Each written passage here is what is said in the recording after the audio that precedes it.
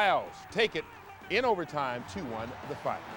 Well, this being Thursday, we've reached the part of the show where normally we pick a Giant to play Know Your Opponent. But since Big Blue has a bye this Sunday, we hit up last week's hero, Michael Strahan, to see not what he knows about his opponent, but what he knows about his Giants. I just came in from outside. It's real cold. My brain is frozen. All right, we'll find out how frozen it is. First question. How much did Tim Mara pay as a franchise fee to start this team in 1925? $500. Yes. What Giant player acted in an off-Broadway play this offseason? Tiki Barber. You got it.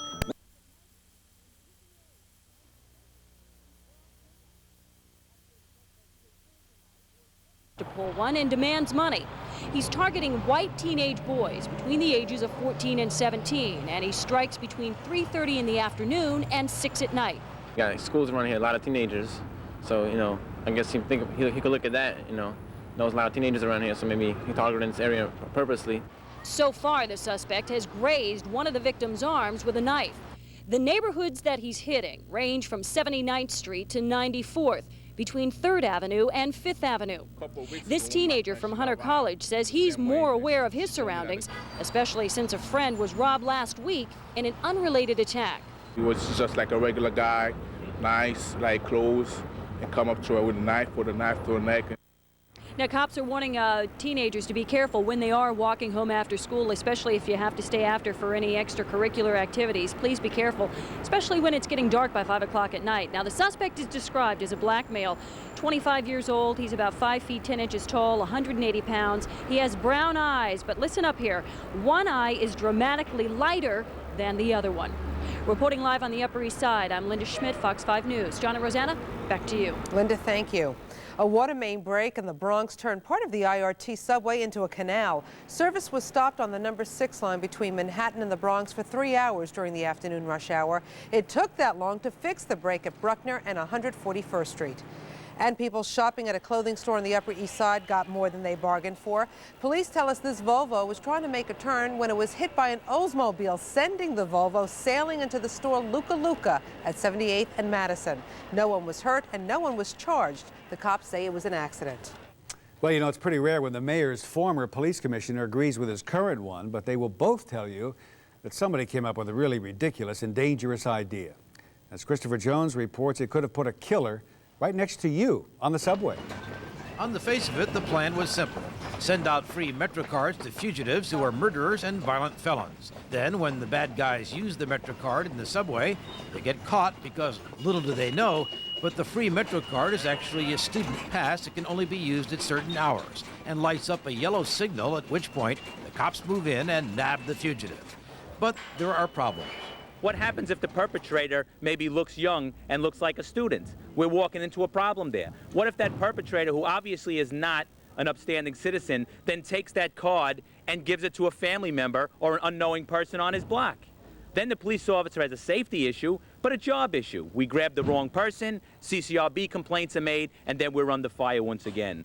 It wasn't just the PBA complaining about this thing. Former Police Commissioner William Bratton called it the most seriously flawed plan he'd heard of in 25 years of police work. And as the day progressed, other critics hopped on the bandwagon. One of them, Rudy Giuliani. It appears as if the execution of it was very different than the plan, and the execution had some mistakes attached to it. So there is no longer a sting. It's over. And then, surprise, the police commissioner himself condemned this thing. This plan, as it was executed by the Transit Bureau, is something I don't agree with. It's not how I envisioned the plan when it was described to me. So now that just about everyone agrees this was a bad idea, the mayor, he didn't know anything about it. The police commissioner, this wasn't the way he conceived of it. This had to be someone else's idea. This sting is stung, and now that someone else might get stung too. Christopher Jones, Fox 5 News. One of the jurors who caused a deadlock in the subway pusher trial had a secret until now. Octavio Ramos was convicted of resisting arrest and harassment after an argument with his landlord. He's supposed to be sentenced in 2 weeks. Mr. Ramos was one of 2 jurors who believed Andrew Goldstein was insane when he pushed Kendra Webdale under a subway train. It's unusual for anyone who's been convicted of a crime and awaiting sentence to be allowed on a jury, but it's not illegal. The Manhattan DA is looking into this. Well, it looks like the last seconds of Flight 990 were a lot more terrifying than we thought. And experts will know more about it if they can get to those black boxes. That hunt has started again. Bob O'Brien is at the Newport Naval Base in Rhode Island right now. Bob. John, an expected break in this windy weather by tomorrow has put this crash investigation back in business, and Navy sailors right now are on their way back out to the Atlantic Ocean crash site. The Navy tested the deep drone remotely operated vehicle that will try to find and retrieve the flight data and cockpit voice recorders from the Egypt Air 767. The USS Grapple and another Navy ship left the Newport Navy base Thursday afternoon, headed for the crash site about 60 miles away. The Coast Guard released this video of the crew that first heard the electronic pings emitted by the two so-called black boxes lying on the ocean floor 250 feet beneath the surface. They're supposed to be at 1 pulse per second, but since there's two of them, they're off just a little bit. You hear it go ding, ding, ding, ding. Another Coast Guardsman let us hear the pings. Hear 'em? New radar data shows the plane began a sudden 17,000-foot dive from 33,000 feet to 16,000 feet, where it suddenly began to climb back to 24,000 feet at a speed of 690 miles an hour, perhaps breaking the sound barrier. Then the aircraft plunged again to 10,000 feet, where it apparently broke into many pieces that showed up on radar screens as primary targets, falling metal. The families of those killed were briefed on the final moments of their loved ones' lives. Michael Cedillos says her 71-year-old grandmother, Toby Seidman, was an adventurous person traveling with 3 of her best friends. She still has hopes her grandma died happily. My grandmother was a world traveler. She had been to Tibet and walked with Maasai warriors and toured the Taj Mahal. She had been everywhere and done everything, and I like to think that given her sense of adventure, she was going, whee! The Navy hopes the high seas and high winds will subside long enough during the daylight hours Friday for the 2 black boxes to be retrieved, perhaps ending some of the mysteries of this killer crash. At the Naval Base in Newport, Rhode Island, Bob O'Brien, Fox 5 News. Rosanna, back to you. Thank you, Bob. There's still a lot of questions in the crash that killed Payne Stewart and 5 other people last week. The cockpit voice recorder was damaged, but now has been repaired. It doesn't have any voices on it, but it did tape some sounds from the final moments of the flight. A spokesman for the National Transportation Safety Board says those sounds could help them find out what happened. Well, authorities in Connecticut are telling us that some people at a synagogue are mighty lucky. They might have been burned alive if 2 hate mongers had carried out their plan. Thankfully, these clowns were scared away before they could torch the building. Bill Rappley found heavy security in Norwalk today. Police are not what you'd expect to see at a temple with a nursery school in the back, but there are cops and security all over Temple Bethel because Tuesday night, 2 men with Molotov cocktails were interrupted as they were about to throw the bombs at the synagogue. You feel really nervous. You think that you've chosen the nursery school because you think it's the best place for your child, but then you're afraid to bring your child there.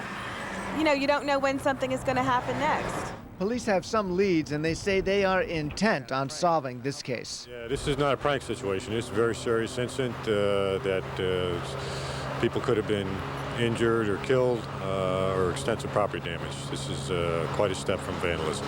And this is one of the synagogues where medical waste decorated with anti-Jewish slurs was left this summer. Authorities have not connected that event with this week's. Today, in a series of meetings, temple leaders met with the rabbi to talk about security. Some of the things we're talking about are security measures here at our synagogue and what we can do to improve them, and that's been an ongoing discussion. He says everyone in the congregation is taking this very seriously, as are the police. They sure are taking it seriously because this is just the latest in a series of escalating anti-Semitic acts. There was in September the medical waste in front of the synagogues, and before that, in a Jewish cemetery, headstones were defaced with swastikas. Now, police say they're not aware of any hate groups in this town, but if one is started up, they intend to find it. In Norwalk, Bill Rappley, Fox 5 News. A mother in Brooklyn is beside herself. Her little boy is gone, and she doesn't know if she'll ever get to see him again. Craig Treadway has the story. He's in Williamsburg right now. Craig, what's going on? Well, Rosanna, police believe this 10-year-old boy is with his father. Unfortunately, that's not where that young man is supposed to be. In fact, police are saying that they believe the child is safe, but right now his mother is heartbroken. Ruben, if you're out there, please bring the baby home. bring Ruben. Mary Beth Pena just wants her estranged husband, Ruben Pena Sr., to bring back their son, Ruben Jr., who was abducted from school on November 1st and hasn't been seen since. There is an order of protection against him having any contact with his child or his wife. At this point, we do not believe that the child is in any danger, but we would like the safe return of Ruben to his natural mother and grandmother. Despite that order of protection, police say Pena has been walking his son to Junior High School 50 every morning and picking him up after school for the past couple of months, with no complaints from the family until November 1st. Prior to the father picking the child up in front of the school, he has an altercation with the child's mother and her present companion. The altercation was at one point a little physical, nothing threatening at all, and physically threatening at all, but it was a little physical, and this sort of raised his feelings that the child wasn't being taken care of properly. So he decided to take the child. Mrs. Pena says all will be forgiven if Pena returns the child. I'm not going to press charges or nothing. Ruben Pena Jr. was last seen wearing a gray and blue sweatshirt, blue jeans, and black sneakers. And the 90th Precinct detectives would like your help in solving this case. If you have any information, they ask you to call them. It's 718-963-5369. We're live in Williamsburg, Brooklyn. Craig Treadway, Fox 5 News. John and Rosanna, back to you. All right, thanks, Craig. Well, what do you think? Are we going to get dumped on this winter? Don't go away. Nick puts it all on the line later on. Also, Ed, did you ever hear of a boxer named Axel Schultz? Well, nobody else did either. So how did he end up fighting George Foreman? That's a big part of a new indictment. And we have this. Good afternoon, housekeeping. Yo, it's housekeeping. Is that any way to knock on a door? Penny says she can do any job in New York. Tonight, watch her work as a hotel maid. Mary. Hard act to follow, Rosanna. Now, if you think a quiet tree-lined street is every family's dream come true, well, think again. There's one piece of paradise in Manhattan where residents have to padlock themselves in at night. We'll take you there in our hidden camera investigation, coming up next on the 10 o'clock news. A woman that works nearby in a deli just told me there is a girl. She'd like to meet you. So I called her up. But on the phone, she asked me how I look like. Imagine me describing this face. Look what I got. With this face. I got a beautiful wife. We are buying a house and life looks good. Zoran and Lena, new low-rate mortgage. Astoria Federal, putting people first. Feeling greedy? Check your change. A couple of these pennies could pay for a whole vacation. Don't spend a cent till you find out what it's really worth. Later on the 10 o'clock news. Going in a straight line is one issue, and most people, when they think of speed and power plants, think of the fact is you're going fast and slow, and you're turning in the process of doing it. The new Altima has been redesigned with that in mind. We refined the suspension. We reduced the body roll. We goosed the engine. Technically speaking, we gave the car some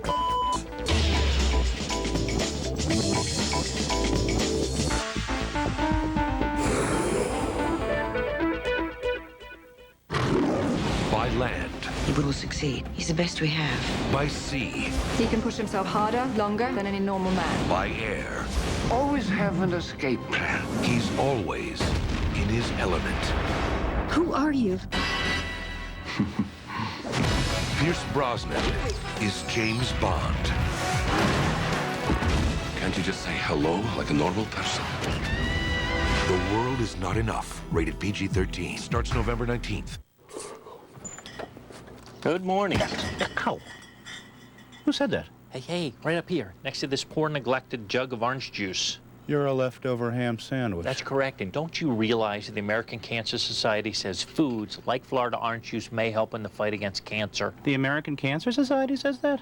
How do you know all this? What else am I going to do? I sit up here and I read the labels. You know, the light goes on, the light goes off. That's pretty much my day. 100% pure Florida orange juice. Are you drinking enough? What's your first order of business? I think I'm gonna make a trade. Phil Jackson arrived in L.A. today. You got a wish list? Dream team? I'm still doing my research. Did you just wake up, pal? I don't know who it's going to be. You guys don't know anything about Phil Jackson. I drive him. Hi, Mr. Jackson. So I heard about a trade. Hot pager. That's probably him now. How you doing? I was just wondering, you could throw me a bone and just, you know anything about the trade? I'm gonna make it right now. TD Waterhouse, member New York Stock Exchange. Make the call. Come on. You know, there's at least one neighborhood in our town where you have to look twice to see if that person on the street is a man or a woman. But the people who live there will tell you it only takes a glance to tell what they're up to. No good.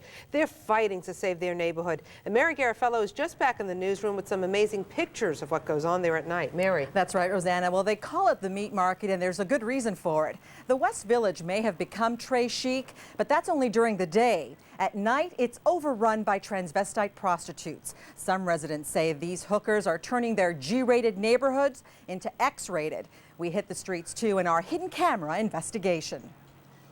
So what are you doing? Working. You want to get a job? Working. Well, life is really like a living hell. It's become a circus. I'm a 24/7 woman. Yeah. I live as a woman every day. But you were a man, right? If there was ever a place where hell meets heaven, it's here in Manhattan's meatpacking district. During the day, this peaceful section. It's not your neighborhood. This is for you to go down there. No, you're messing up my goddamn. That is right. That's Larry Prince. He was fighting mad then, and he's still fighting today. Larry, is it worse than it was when I was here the first time, or is it as bad, or is it different? It's different. It was much better for several years, and then it got very much worse again this summer. We wanted to see just how bad it really is, so we went undercover. You dated? What? You dated? It didn't take long for us to get up close and personal, and even propositioned. I do everything for the right price. You don't want to You want to get a job? Be wonderful to try it. Nice experience. We spent several nights watching and listening to them in action, and it was business as usual. They were loud and sometimes aggressive. Our cameras caught this one flashing some skin. Cars drive by at all hours and honk their horns. It's 3 a.m. now, and other cars keep cruising by, waiting for just the right moment to pick up. This prostitute is even chasing a car. Even police cars don't deter them. Residents say the new chic boutiques and restaurants in the meatpacking area are pushing the street workers into their quiet neighborhoods. I've actually caught them having sex acts going on right down in the stairwell. And of course they defecate and relieve themselves there.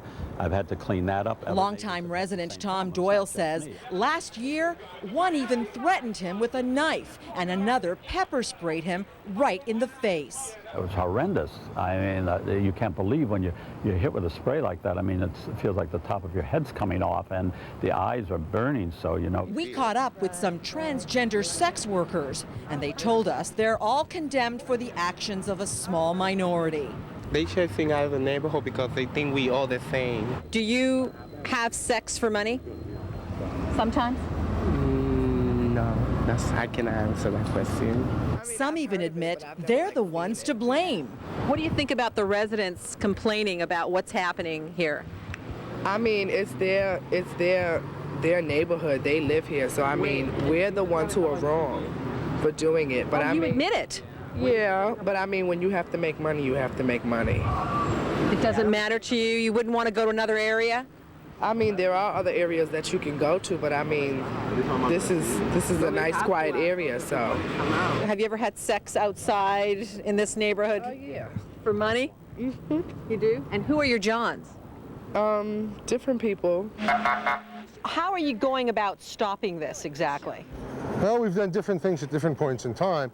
What the police department is doing now is they've instituted a program called Operation Losing Proposition, where vehicles are being confiscated by Johns that pick up prostitutes and have sex with them in their car. Operation Losing Proposition doesn't seem to be winning.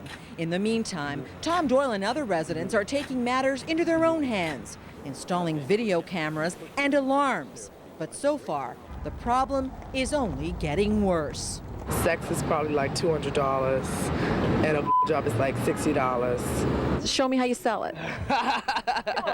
Just show me how you sell it. How would you sell it? You're selling it, okay.